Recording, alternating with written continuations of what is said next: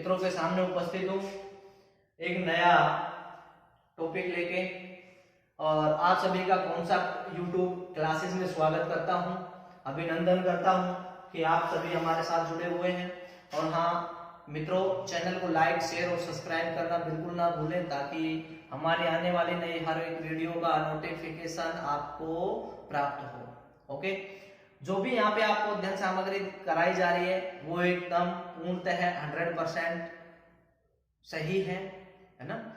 आपको इसके अलावा कुछ भी अध्ययन करने की जरूरत नहीं आएगी। आपको संपूर्ण जानकारी देते हुए हम क्लास को आगे करते हैं बेटा। जो आज हम एक नया टॉपिक के साथ फिर क्लास को शुरुआत करते हैं, जो है वो है अपना ऑक्सीकरण और अपचयन अभिक्रिया। ऑक्सीकरण व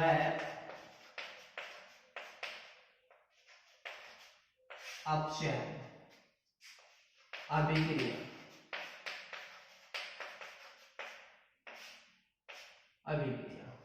ऑक्सीडेशन और रिडक्शन, ठीक है। ये जो क्लास है अपनी बेटा कक्षा 10 व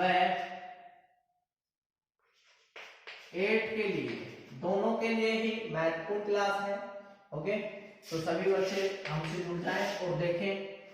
ऑक्सीकरण और अपचयन अभिक्रिया की बात कर रहा हूं। सबसे पहले हमने नाम से पता लग रहा है ऑक्सीकरण और अपचयन। बेटा ऑक्सीकरण और अपचयन अभिक्रिया की शुरुआत सिर्फ दो ही आधार पे अपन करते हैं, अब तक पढ़ा था।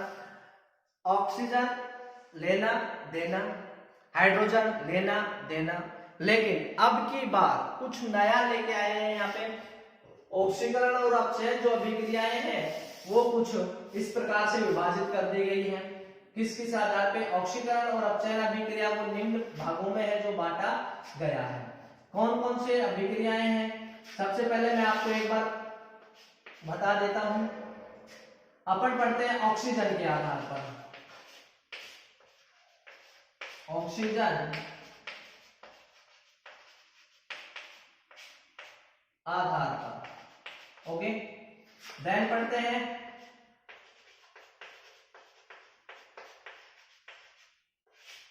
हाइड्रोजन आधार पर, हाइड्रोजन के आधार पर। फिर पढ़ते हैं विद्युत ऋणी तत्व के आधार पर, ओके। फिर पढ़ते हैं विद्युत धनी तत्व के आधार पर।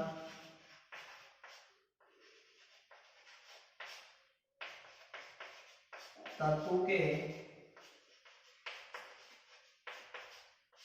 आधार पर, ओके। फिर पढ़ते हैं इलेक्ट्रॉन के आदान प्रदान के आधार पर।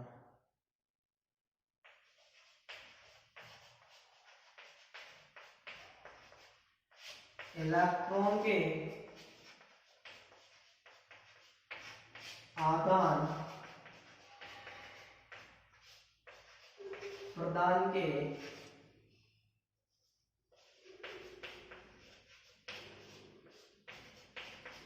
आधार, ठीक है। इन सभी आधार पर जो अपन पढ़ेंगे ऑक्सीकरण और अपचयन अभिक्रिया। ओके बेटा, समझ आया? तो हम क्या पढ़ने वाले हैं? ऑक्सीकरण और अपचयन अभिक्रिया पढ़ने वाले हैं। ऑक्सीकरण और अपचयन अभिक्रिया को ऑक्सीजन, हाइड्रोजन, विद्युत ऋण विद्युतीय तत्व, धन विद्युतीय तत्व तथा इलेक्ट्रॉन के आदान प्रदान के आधार पर कितने निम्न भागों में विभाजित किया गया है। किसके आधार पर? ऑक्सीजन के आधार पर, हाइड्रोजन के आधार पर, धन विद्युतीय तत्व के आधार पर और ऋण विद्युतीय तत्व के आधार पर और इलेक्ट्रॉन के आदान प्रदान के आधार पर क्या है? ऑक्सीकरण और अपचयन को निम्न भागों में विभाजित किया गया है। ओके, समझ आए यहाँ तक बात? ठीक है बेटा। सबसे पहले ऑक्सीजन के आधार पर अपन पढ़ते हैं। किसके आधार पर पढ़ते हैं? ऑक्सीजन के आधार पर।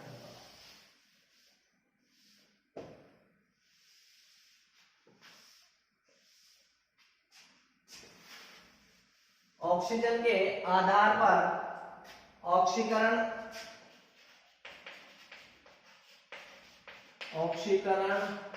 और अपचयन, अभिक्रिया के बारे में बात कर रहा हूं। नंबर 1 लेता हूं ऑक्सीकरण।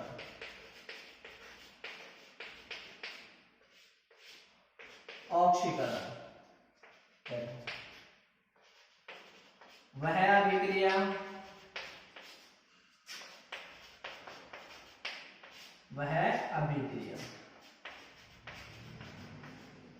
जिसमें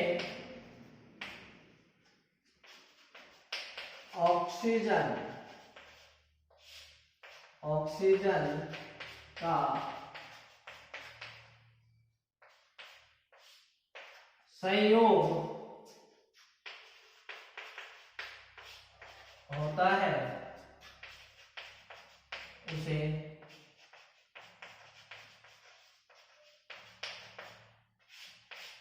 ऑक्सीकरण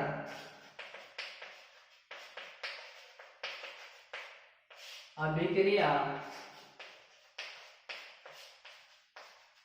कहते हैं। ओके, समझ आया?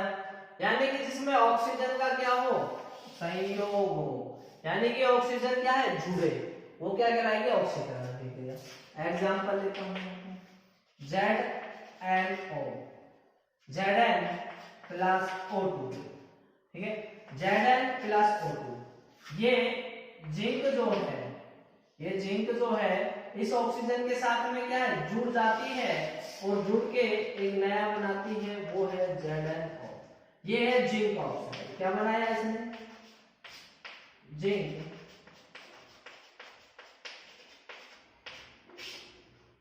ऑक्साइड। क्या बनाया, जिंक ऑक्साइड।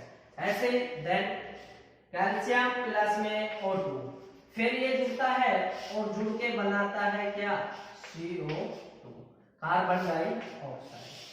क्या बनाया, कार्बन। तो क्या हो रहा है, ऑक्सीजन का क्या हो रहा है, इसमें संयोग हो रहा है, ऑक्सीजन इसमें जुड़ रही है, ऑक्सीजन इसमें जुड़ रही है, इसीलिए ये कौन सी अभिक्रिया कहलाई, ऑक्सीकरण अभिक्रिया। क्या कहलाई, ऑक्सीकरण अभिक्रिया कहलाई। समझ आया? तो ये ऑक्सीकरण अभिक्रिया। तो यहाँ ऑक्सीजन जुड़ रही है, संयोग कर रही है, इसके ऊपर लिख देंगे ऑक्सीजन में क्या हो रही है, वृद्धि हो रही है। इसका मतलब वृद्धि कहें या संयोग कहें या बेटा जुड़ना कहें, बात एक ही है। ओके, तो क्या हो रही है, यहाँ ऑक्सीजन का संयोग हो रहा है, वृद्धि हो रही है, इसलिए कौन सी अभिक्रिया होगी, ऑक्सीकरण अभिक्रिया होगी।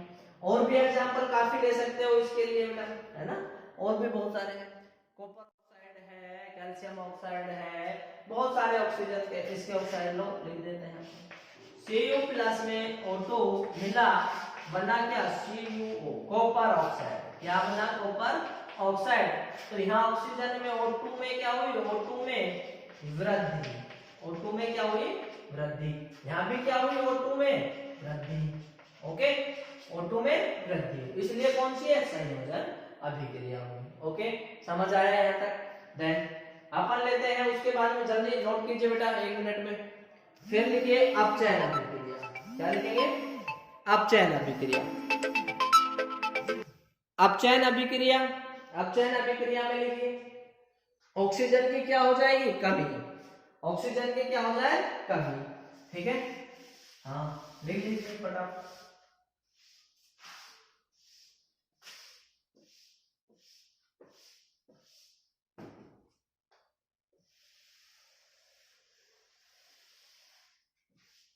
अपन पढ़ रहे हैं किसके आधार पर, बताया था ऑक्सीजन के आधार पर।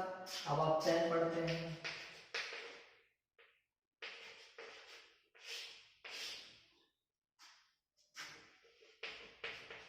रिडक्शन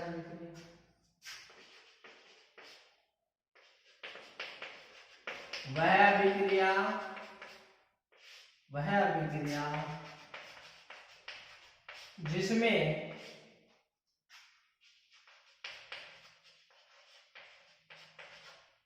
ऑक्सीजन का त्याग या कमी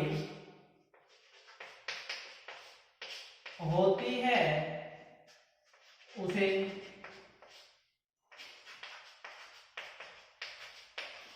अपचयन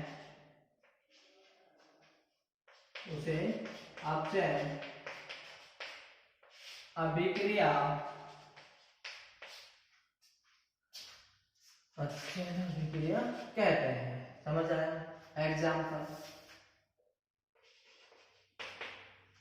एग्जाम्पल लिखिए। तो देखिए बेटा, एग्जाम्पल ऑक्सीजन की क्या होनी चाहिए? कमी होनी चाहिए। ऑक्सीजन की कमी होनी चाहिए, यानी कि ZnO जिंक ऑक्साइड था। इस जिंक ऑक्साइड में क्या हुआ? Zn प्लस में ये O2 हुआ, है ना? ये Zn प्लस में O2, यानी कि यहाँ ऑक्सीजन की क्या हुई है? O2 की कमी। O2 की कमी, O2 की कमी, या तो निष्कासन कहूं या क्या कहें? निष्कासन, नहीं लिख लो इसमें, या क्या हो? निष्कासन, है ना?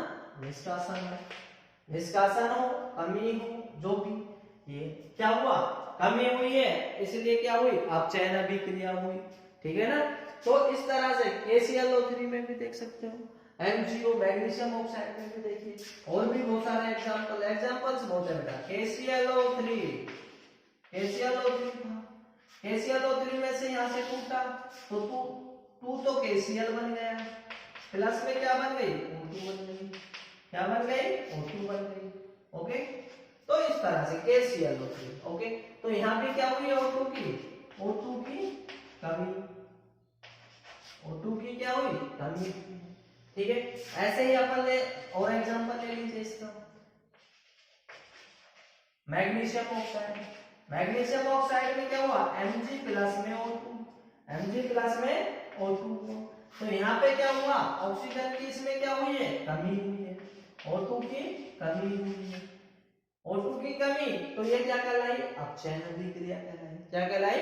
अपचयन अभिक्रिया। ठीक है बेटा, तो ये समझ आया आपको कि ऑक्सीजन के आधार पर ऑक्सीकरण और अपचयन को कैसे परिभाषित करेंगे और क्या उनके एग्जांपल्स लिखेंगे। ठीक है, इसको नोट करिए फटाफट।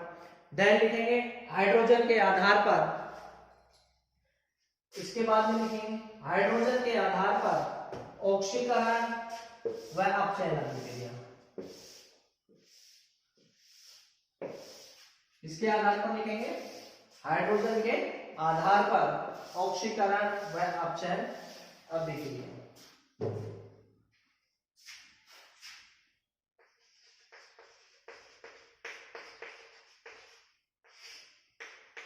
हाइड्रोजन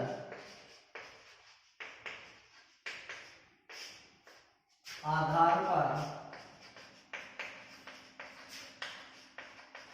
ऑक्सीकरण व अपचयन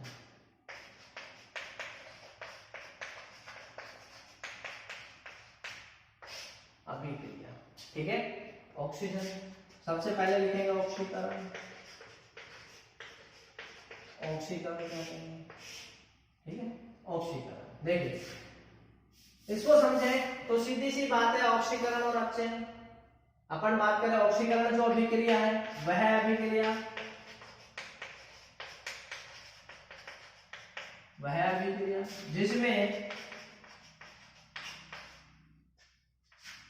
जिसमें क्या हो?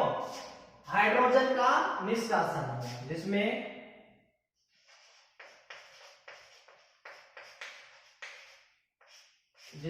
हाइड्रोजन का निष्कासन, त्याग, कमी हो, उसे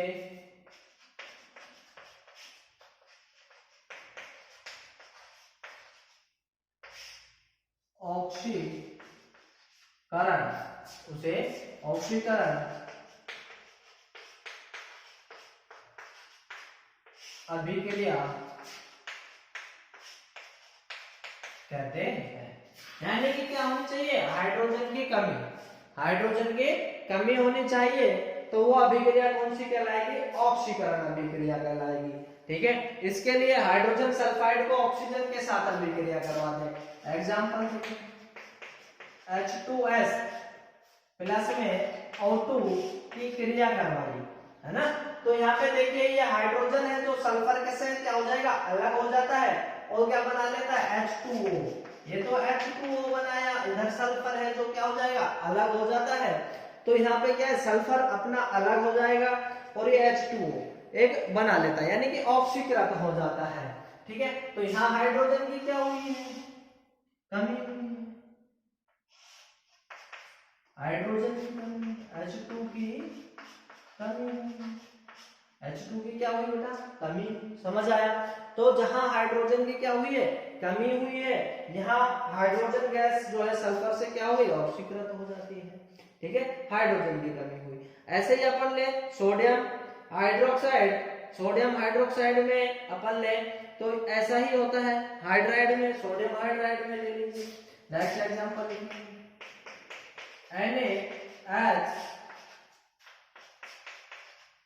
Na प्लस में H2।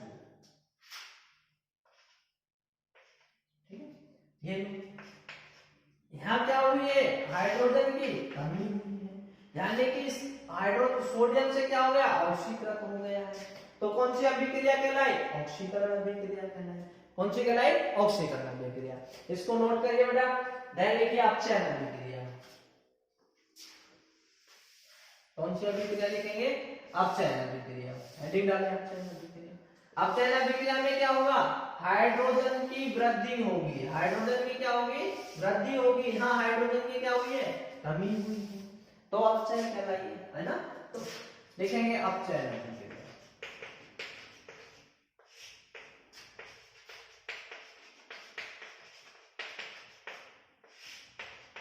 अपचयन अभिक्रिया है ना, अपचयन अभिक्रिया। वह रासायनिक अभिक्रिया या वह अभिक्रिया लिख लीजिए, वह अभिक्रिया जिसमें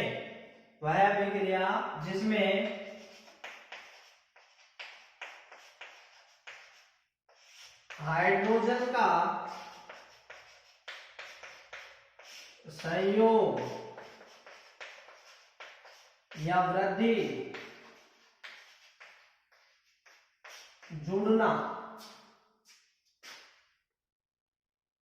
जुड़ता है, हाइड्रोजन जुड़ता है,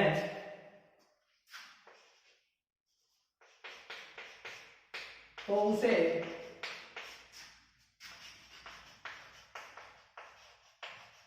अपचयन अभिक्रिया कहते हैं, है ना। तो वहां पे हाइड्रोजन, वहां तो क्या हुई थी, कमी हुई थी, वहां तो हाइड्रोजन की कमी हुई थी, यहाँ हाइड्रोजन की क्या होगी, वृद्धि होगी। क्या होगी, वृद्धि, हाइड्रोजन की वृद्धि होगी, है ना। तो कैल्शियम और हाइड्रोजन की जब अभिक्रिया करवाते हैं, कैल्शियम और हाइड्रोजन की, कैल्शियम एग्जांपल लीजिए, कैल्शियम और हाइड्रोजन गैस की जब वृद्धि करवाते हैं अपन, तो यहाँ बनता है CaH, कैल्शियम हाइड्रोक्साइड बनता है। तो यानी कि यहाँ क्या हुई, H2 की हुई वृद्धि, H2 की क्या हुई है, वृद्धि हुई है। इसका मतलब कैल्शियम हाइड्रेट बना, कैल्शियम हाइड्रेट बना, क्योंकि ऑक्सीजन जल का अणु नहीं है इसमें, कैल्शियम। ऐसे नेक्स्ट एग्जांपल लूंगा, तो अपन ने बेटा याद हो तो आपसे पढ़ा था हाइड्रोजनीकरण।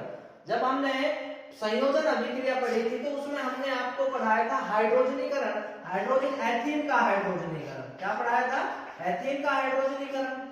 यानी कि एथीन में हमने हाइड्रोजन गैस किसकी उपस्थिति में, निकिल उत्प्रेरक की उपस्थिति में जब हमने करवाई थी, याद करिए कि जब हमने निकिल उत्प्रेरक की उपस्थिति में एथीन के साथ इसका हाइड्रोजनीकरण करवाया था, तो यहाँ पे क्या है, अपने पास में एथीन बन गया।